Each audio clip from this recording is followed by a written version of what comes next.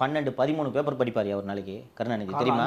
5 மணிக்கு 5:30க்கு உளவுத்துறை தலைவருக்கு ஃபோன் போட்டோம். அந்த தினபூமியில் 5வது பக்கத்தில் 7வது காலத்தில் ஒரு நியூஸ் வந்துருக்கு பாரு அப்படின்ட்டு. அதுக்கு முன்னாடி ஜாஃபர் வெப்சைட்டே ஒரு நண்பர்கிட்ட சொல்லியிருக்காரு, தினபூமின்னு ஒரு பேப்பர் வருது, அந்த பேப்பரில் 8வது பேஜில் இந்த மாதிரி ஒரு நியூஸ் வந்திருக்குன்றதை நான் 5:30 மணிக்கு நான் ரெடியாக தயாராக இருக்கணும். அவர் கேட்கும்போது நான் ரெடியாக இருக்கணும்ன்ட்டு. ஓகே, எதை நீட்டினாலும் கையெழுத்து போட்டுருக்காரு. நான் தான் சொல்கிறேனே, ஃபஸ்ட்டு முறை ஒரு வருடத்திற்கு முன்பு செங்கல்பட்டு மற்றும் மரக்காணத்தில் கள்ளச்சாராய சாவுகள் நடக்கின்றன.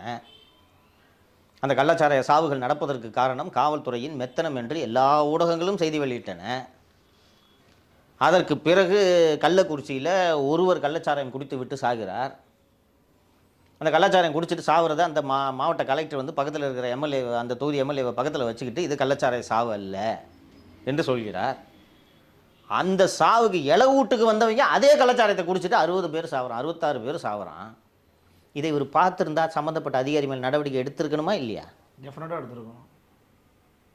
செய்தி சேனல்களை தவிர எதையுமே நான் பார்த்ததில்லை என்கிறாரே. அந்த அண்ணா பல்கலைக்கழக மாணவி விவகாரத்தில் யார் அந்த சார்ன்ற விவகாரம் பற்றி எரிந்தது எல்லா ஊடகங்களும் அதை ரிப்போர்ட் பண்ணுச்சு.